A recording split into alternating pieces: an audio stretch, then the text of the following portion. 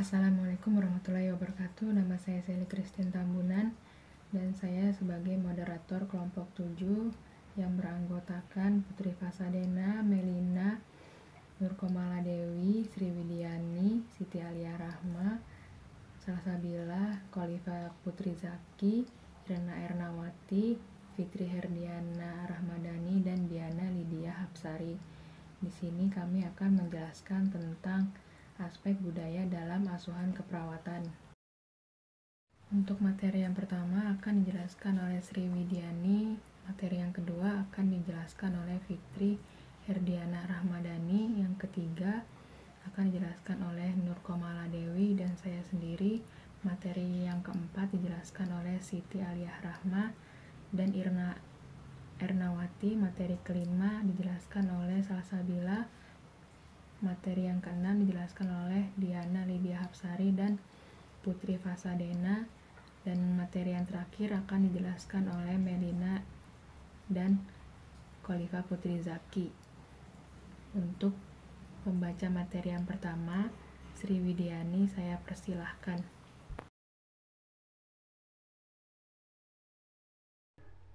Baik, terima kasih kepada Sally sebagai moderator. Saya, Widi, akan membacakan materi pengertian etika keperawatan dan tujuan etika keperawatan. Pengertian etika keperawatan adalah cabang utama filsafat yang mempelajari nilai atau kualitas yang menjadi studi mengenai standar penilaian moral. Etika mencakup analisis dan penerapan konsep seperti benar, salah, baik, buruk, dan tanggung jawab. Perawat adalah salah satu unsur vital dalam rumah sakit. Perawat, dokter, dan pasien merupakan satu kesatuan yang paling membutuhkan dan tidak dapat dipisahkan. Lalu ada tujuan etika keperawatan. Yang pertama, mengidentifikasi, mengorganisasikan, memeriksa, dan membenarkan tindakan-tindakan kemanusiaan dengan penerapan prinsip-prinsip tertentu. Lalu ada menegaskan tentang kewajiban-kewajiban yang diemban oleh perawat dan mencari informasi mengenai dampak-dampak dari keputusan perawat. Baik, materi selanjutnya akan dijelaskan oleh teman saya, yaitu Fitri.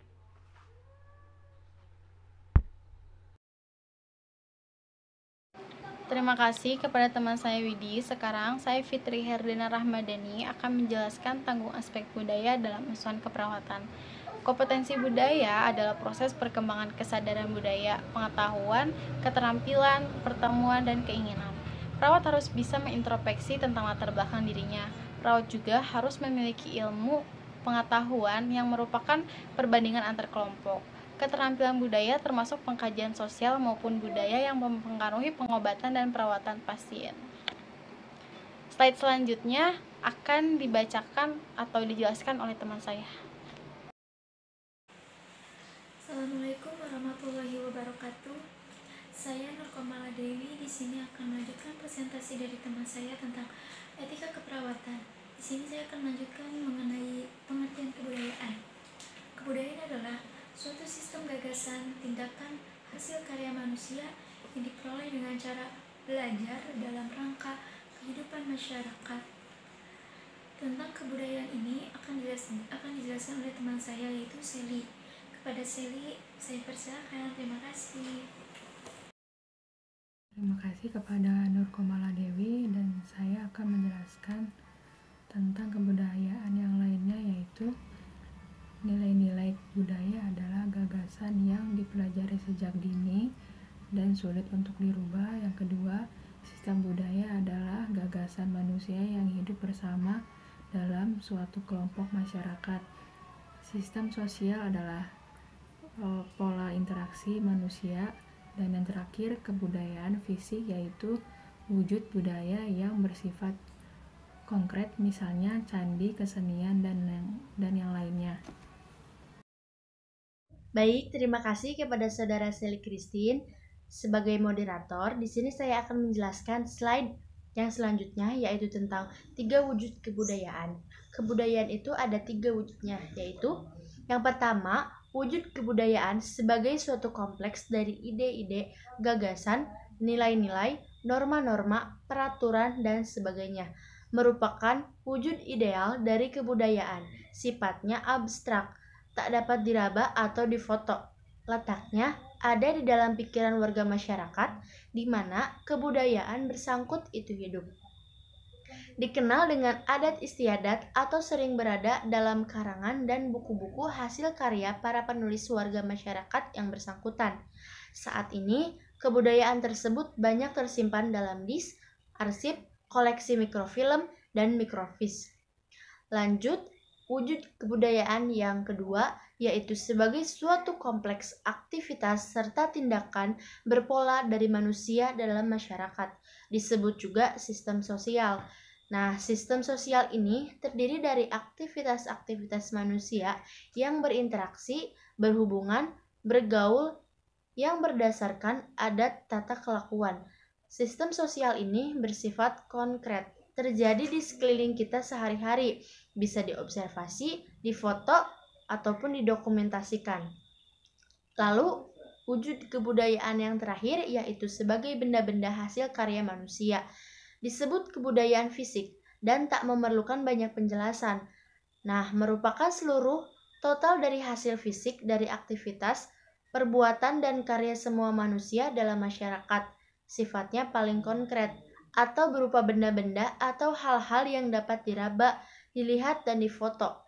Hasil karya manusia ini contohnya yaitu seperti candi, komputer, pabrik, kapal, batik, sampai kancing, baju, dan sebagainya. Mungkin cukup sekian penjelasan dari saya. Lalu akan dijelaskan kepada penjelasan yang selanjutnya yaitu kepada Irna Ernawati. Saya persilahkan.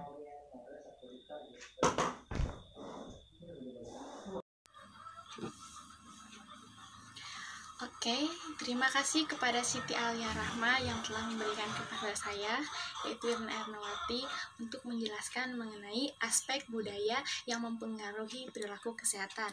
Nah, yang pertama adalah persepsi masyarakat terhadap sehat dan sakit. Nah, masyarakat ini mempunyai batasan sehat atau sakit yang berbeda tentunya dengan batasan sehat sakit konsep dari sistem medis ya, atau yang modernnya. Kenapa? Karena kebanyakan masyarakat mempercayai bahwa penyakit yang dirasakan oleh mereka itu disebabkan oleh makhluk halus ataupun guna-guna, bahkan dosa ya. Jadi hal ini memang sangat bertentangan dengan konsep medis ya. Selanjutnya, yang kedua adalah kepercayaan. Nah, kepercayaan ini dalam masyarakat sangat dipengaruhi tingkah laku kesehatan.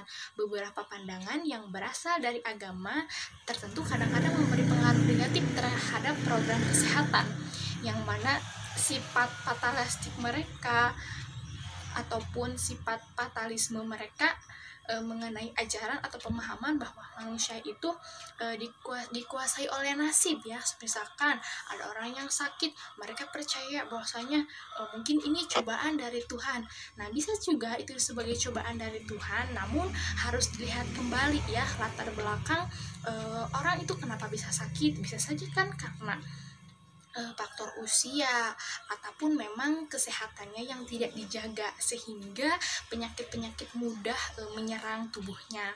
Adapun juga kematian, katanya kehendak Allah memang ya, itu adalah sebuah takdir. Tetapi yang namanya menjaga kesehatan itu penting ya, sebagai bentuk usaha kita untuk meneruskan kelangsungan hidup kita ya. Yang selanjutnya adalah pendidikan ya. Masih banyak penduduk yang berpendidikan rendah. Petunjuk-petunjuk kesehatan seringkali ditangkap apabila cara penyampaiannya tidak sesuai dengan tingkat pendidikan masyarakat ya. Artinya disebabkan karena pendidikan yang rendah sehingga masyarakat sangat sulit untuk menangkap apabila cara penyampaiannya tidak sesuai dengan pendidikan mereka. Misalkan ketika melakukan penyuluhan di masyarakat, tentu kita harus bisa bahasa yang kita gunakan harus sesuai dengan tingkat pendidikan mereka supaya mereka mudah mengerti. Yang keempat adalah nilai kebudayaan. Nah, masyarakat Indonesia ini terdiri dari macam-macam suku bangsa yang mempunyai perbedaan dalam memberikan nilai pada suatu objek tertentu. Nah, nilai kebudayaan ini memberikan arti dan arah pada cara hidup, persepsi masyarakat terhadap kebutuhan dan pilihan mereka untuk bertindak. Jadi, nilai kebudayaan ini memang sangat berbeda-beda, sehingga apa yang dilakukan masyarakat ini pasti berkaitan dengan nilai kebudayaan mereka, yang mana satu kebudayaan lainnya itu saling berbeda ya, berbeda arah pandang ataupun berbeda cara mereka menyikapi suatu masalah, tentu misalkan dalam sebuah masalah kesehatan tentunya ya. Nah, yang kelima adalah norma. Nah, norma ini merupakan aturan atau ketentuan yang mengikat warga kelompok dalam masyarakat ya, yang dipakai sebagai panduan tatanan dan pengendalian tingkah laku yang sesuai dan diterima oleh masyarakat. Terjadi perbedaan norma atau antara satu kebudayaan dengan kebudayaan lain.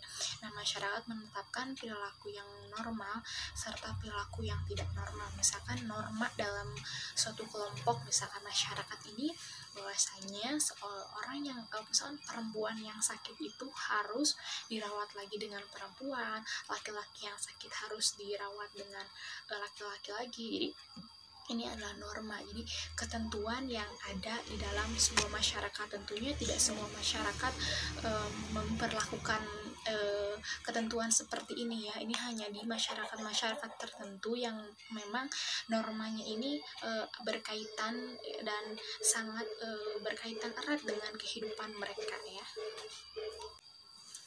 Nah, yang terakhir adalah yang keenam, yaitu inovasi kesehatan. Nah, tidak ada kehidupan sosial masyarakat tanpa perubahan ya. Pasti ada yang dinamakan namanya perubahan. Begitupun dengan kesehatan yang terus berinovasi seiring dengan perkembangan zaman, seiring perkembangan teknologi yang ada di dunia. Jadi inovasi kesehatan pun ikut berkembang ya. Nah, kenapa? Karena ada anggapan bahwa petugas kesehatan merupakan contoh petunjuk perilaku hidup sehat, yang bahkan diyakini bahwa perilaku kesehatan yang baik adalah kepunyaannya atau hanya petugas kesehatan yang benar. Jadi inovasi-inovasi ini akan terus berkembang ya. Jadi sebagai tenaga perawat ataupun sebagai tenaga kesehatan, tentu kita harus mampu mengikuti perubahan inovasi ataupun inovasi yang ada, ataupun kita menciptakan inovasi itu sendiri yang mana bertujuan untuk terus meningkatkan kesehatan, meningkatkan penyuluhan terhadap kesehatan masyarakat, yang mana kesehatan masyarakat itu sangat penting ya untuk terus bertahan hidup ataupun untuk mensejahterakan masyarakat dari segi kesehatan. Oke, terima kasih. Materi selanjutnya yang akan dibacakan oleh Salsabila. Terima kasih kepada Salsabila. Persilakan. Terima kasih kepada Sally sebagai moderator. Baik, saya Salsabila akan membaca materi tentang pengertian keperawatan transkultural. Perawatan transkultural adalah suatu pelayanan keperawatan yang berfokus pada analisa dan studi perbandingan tentang perbedaan budaya. Keperawatan transkultural merupakan ilmu dan kiat yang humanis yang difokuskan pada perilaku individu atau kelompok, serta proses untuk mempertahankan atau perilaku sakit secara fisik dan fisikokultural sesuai latar belakang budaya. Materi selanjutnya akan dijelaskan oleh teman saya yang bernama Putri Fasadena. Terima kasih buat Salsabila. Saya Diana Lidiapsari akan menjelaskan tentang tujuan keperawatan transkultural. Ada 3 tujuan. Yang pertama, pengembangan sains dan keilmuan yang humanis sehingga terciptanya praktik keperawatan pada kebudayaan kultur yang spesifik dan universal. Jadi, kultur spesifik adalah kultur dengan nilai-nilai norma spesifik yang tidak dimiliki oleh kelompok lain, seperti bahasa. Sedangkan kultur universal adalah nilai atau norma yang diyakini dan dilakukan hampir oleh semua kultur seperti budaya berolahraga, membuat badan sehat, bugar, budaya minum teh dapat membuat tubuh sehat. Dalam melaksanakan praktik keperawatan yang bersifat humanis, perawat perlu memahami landasan teori dan praktik keperawatan yang berdasarkan budaya. Yang kedua, negosiasi budaya. Misalnya nih, pasien sedang hamil mempunyai pantangan makan yang berbau amis, maka ikan bisa diganti dengan sumber protein hewani yang lain. Yang ketiga, restruktur budaya perlu dilakukan bila budaya yang dimiliki merugikan status kesehatan klien. Jadi, perawat berupaya merestrukturisasi gaya hidup klien yang biasa merokok menjadi tidak merokok. Materi selanjutnya akan dijelaskan oleh teman saya, yaitu Putri Fasadena. Karena tujuan keperawatan transkultur sudah dibacakan oleh rekan saya Diana Lydia, saya Putri Fasadena akan meneruskan materi tentang peran perawat dalam menghadapi aneka budaya. Peran perawat dalam menghadapi aneka budaya. Peran merupakan seperangkat tingkah laku yang diharapkan oleh orang lain terhadap seseorang. Sesuai kedudukannya dalam suatu sistem, peran perawat dipengaruhi oleh keadaan sosial, baik dari dalam maupun dari luar profesi perawat, dan bersifat konstan. Menurut Donahue, mengidentifikasi bahwa elemen peran perawat personal meliputi: yang pertama ada caregiver. Sebagai pelaku pemberi asuhan keperawatan, perawat dapat memberikan pelayanan keperawatan secara langsung atau tidak langsung kepada kliennya, menggunakan proses pendekatan keperawatan yang meliputi melakukan pengajian dalam upaya mengumpulkan data dan evaluasi yang benar, menegakkan diagnosis keperawatan berdasarkan hasil analisis data, merencanakan intervensi keperawatan sebagai upaya mengatasi masalah yang muncul dan membuat langkah atau cara pencegah masalah, melaksanakan tindakan keperawatan sesuai dengan rencana yang ada, dan melakukan evaluasi berdasarkan respon klien terhadap tingkah keperawatan yang telah dilakukan. Yang kedua ada klien avokat. Sebagai avokat klien, perawat berfungsi sebagai penghubung antara klien dengan tim kesehatan lain dalam upaya pemenuhan kebutuhan klien, membela kepentingan klien dan membantu klien menghadapi sebuah informasi dan upaya kesehatan yang diberikan oleh tim kesehatan dengan pendekatan tradisional maupun profesional. Peran advokasi sekaligus meneruskan perawat bertindak sebagai narasumber dan fasilitator dalam tahap pengambilan keputusan terhadap upaya kesehatan yang harus dijalani oleh klien.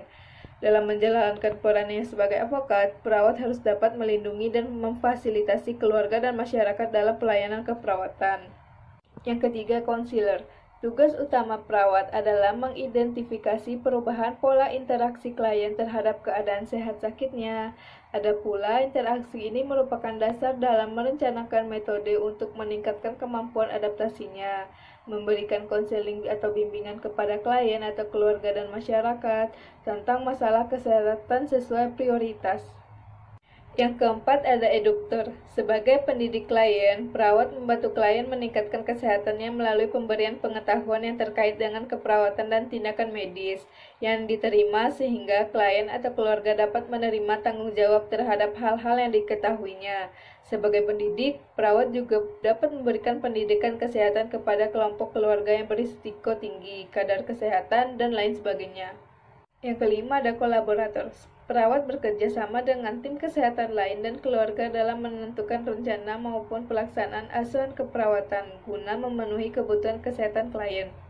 Yang keenam ada koordinator. Perawat memanfaatkan semua sumber-sumber dan potensi yang ada, baik materi maupun kemampuan klien secara terkoordinasi sehingga tidak ada intervensi yang terlewatkan maupun tumpang tindih.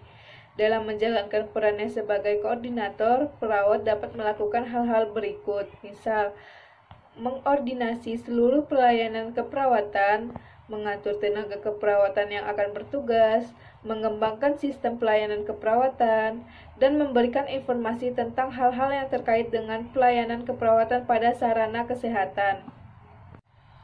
Yang ketujuh ada change agent. Sebagai pembaru, perawat mengadakan inovasi dengan cara berpikir, bersikap, bertingkah laku, dan meningkatkan keterampilan klien atau keluarga menjadi sehat. Elemen ini mencakup perencanaan, kerjasama, perubahan yang sistematis dalam berhubungan dengan klien, dan cara memberikan keperawatan kepada klien. Yang kedelapan, konsultan. Elemen ini secara tidak langsung berkaitan dengan permintaan klien terhadap informasi tentang tujuan keperawatan yang diberikan. Dengan peran ini, dapat dikatakan perawat adalah sumber informasi yang berkaitan dengan kondisi spesifik lain. Untuk menghadapi berbagai fenomena kebudayaan yang ada di masyarakat, maka perawat dalam menjalankan perannya harus dapat memahami tahap perkembangan kompetensi budaya, yaitu yang pertama, memahami bahwa kebudaya bersifat dinamis. Yang kedua, hal ini merupakan proses kumulatif dan berkelanjutan. Yang ketiga, hal ini dipelajari dan dibagi dengan orang lain. Yang keempat, perilaku dan nilai budaya ditunjukkan oleh masyarakat. Yang kelima, budaya bersifat kreatif dan sangat bermakna dalam hidup. Yang keenam, secara simbolis terkait dari bahasa dan interaksi. Yang ketujuh, budaya menjadi racun dalam berpikir dan bertindak. Baik, terima kasih Diana. Di sini saya Melina akan menjelaskan tentang paradigma transkultural nursing. Leininger mengartikan bahwa paradigma keperawatan transkultural sebagai cara pandang, keyakinan, nilai-nilai, konsep-konsep dalam terlaksananya asuhan keperawatan yang sesuai dengan latar belakang budaya terhadap konsep sentral keperawatan, yaitu manusia, sehat, lingkungan, dan keperawatan.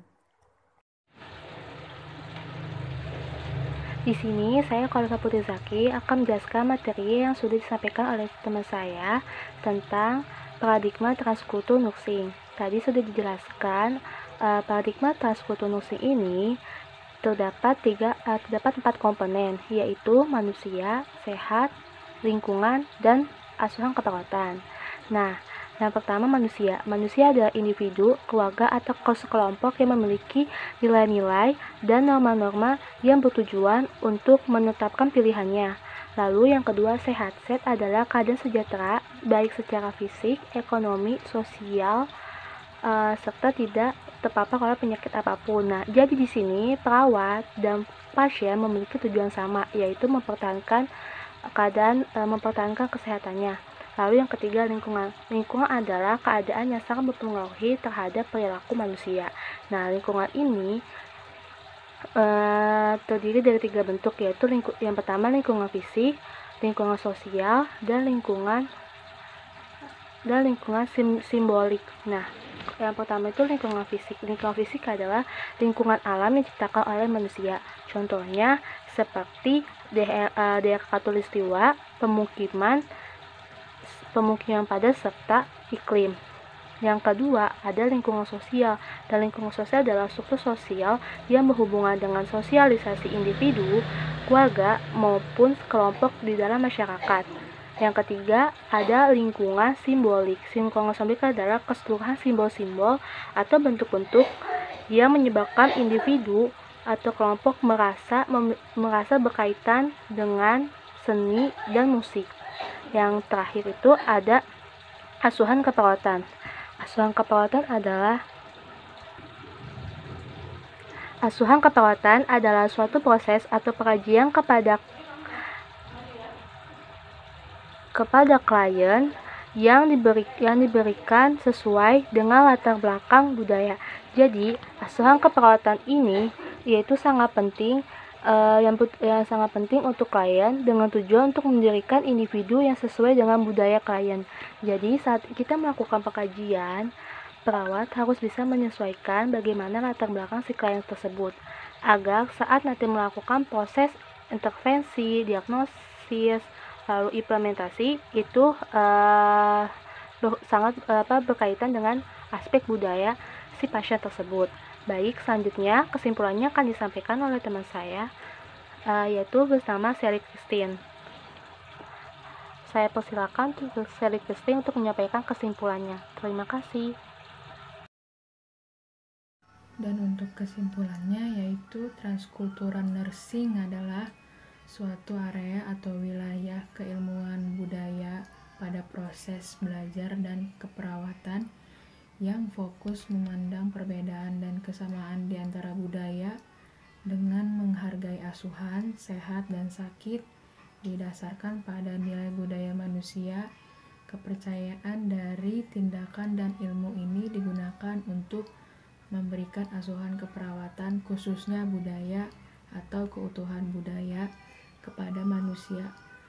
Model konseptual yang dikembangkan oleh Leininger dalam menjelaskan asuhan keperawatan dalam konteks budaya digambarkan dalam bentuk matahari terbit. Sekian untuk penjelasan materi kami. Kurang lebihnya mohon maaf. Kami ucapkan terima kasih. Wassalamualaikum warahmatullahi wabarakatuh.